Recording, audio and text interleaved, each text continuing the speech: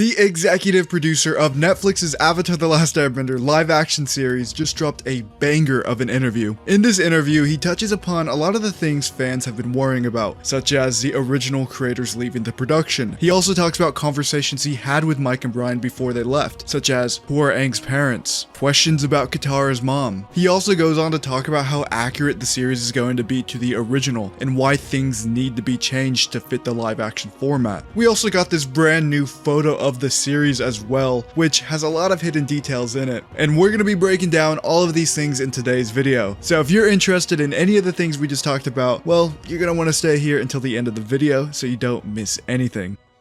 Albert Kim, who is a showrunner / executive producer of Netflix's Avatar live action, recently did an interview with the Entertainment Weekly, and it went like this. In the first part of the interview, Albert Kim talks about getting a call from Netflix to work on the live action series. And originally, his response was like, hell yeah, why wouldn't I do that? Then the article goes on to detail how he became a fan of the Avatar franchise, stating that he initially watched the show with his daughter, thinking he would need to explain the concepts to his daughter, but eventually became completely consumed by the saga itself. The storytelling alone was just so epic, and much beyond the audience it was targeted for. And notice how it says that this is his first interview on the drama.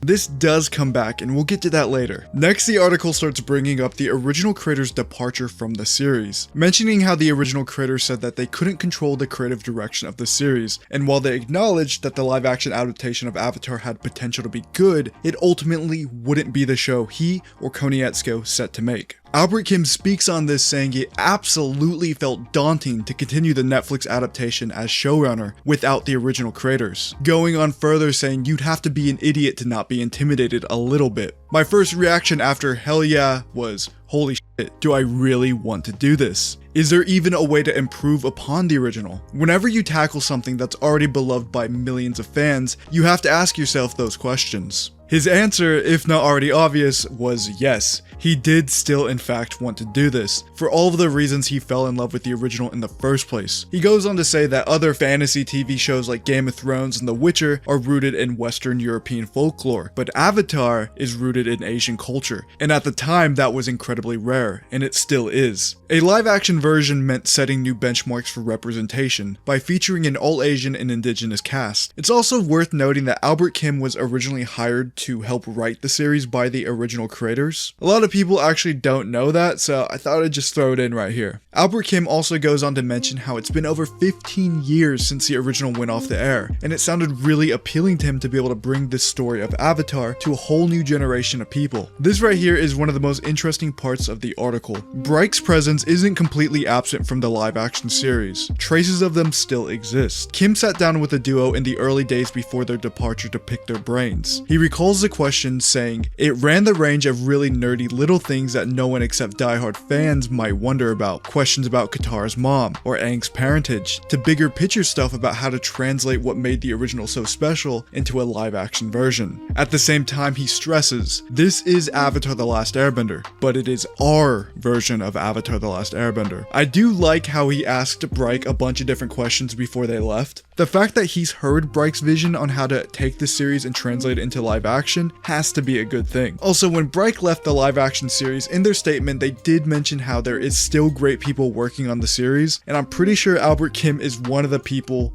they were talking about. I also really do appreciate Albert Kim's transparency here, saying that this is their version of Avatar. This isn't Bryke's version of Avatar, it's theirs. And honestly, with how Avatar Studios is doing, maybe that's a good thing. Later in the article, he describes how they're not starting the show the same way the animated series starts.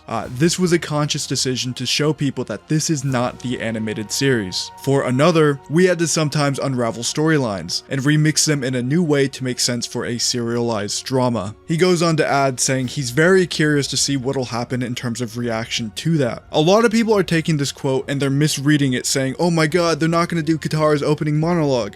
That's not the case at all. Now, what he's referring to is, spoiler warning, you've been warned, how they're going to be starting off the series with the Air Nomad genocide. We've known this for a while now from a credible leak. Also, every sign since that leak happened has been pointing towards it being true, including this. Something to note here is he specifically called the series a serialized drama. From everything we know, this show is not aimed at kids. It's going to have a more young adult vibe to it. Multiple people who worked on the show have said this now, and again, this is a necessary change. The first season of Avatar really just rarely got into the more mature themes that you see later on in the show. It was kind of more of this episodic adventure. One day you were playing games with King Boomy, the next day you were at the Grand Canyon. Although very fun and I love it, the show didn't really find its footing until season 2, where you'd go on to have more mature themes playing out more often. Also, we have our official rating for the show as well. It's now TV 14, which is the same rating as The Mandalorian, Stranger Things, One Piece, all of those shows. The closing statements of this interview reassure fans just a little bit more, stating that in the end, the team's goal was to remain true to the original spirit of the animated series, while delivering a massive, sweeping fantasy epic. All of our writers are also fans of the original, so they drew upon their own personal experiences and the things that they loved the best. We made sure to include all of that in the show. The interview also had this image attached to it, which I actually have a decent bit to say about it.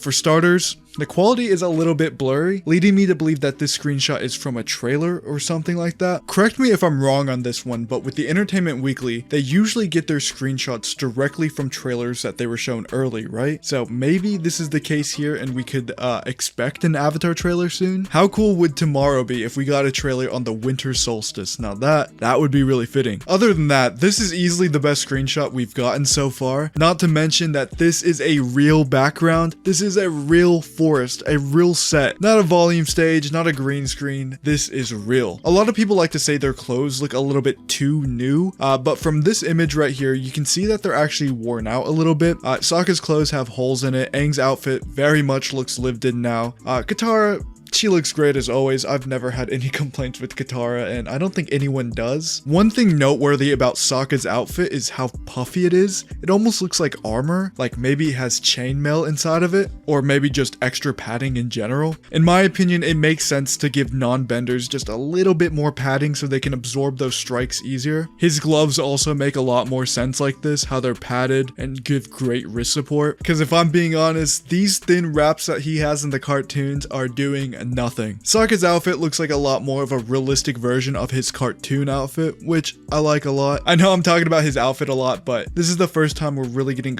a good look at his hero outfit and not the puffy jacket or his battle armor. If I had to guess where this image takes place, I would say it's the Freedom Fighters episode. A lot of people like to say, hey, this is probably the Heibai episode, but I don't think so. You see that pipe in the background? This has to be the pipe that Jet was using to try to flood that Fire Nation village. Anyways, please let me know what you think about all of that in the comment section down below. Your feedback means the world to me and I read every single comment there is, so please leave a comment. Subscribe to stay up to date on all things Avatar, and I will see you guys hopefully tomorrow.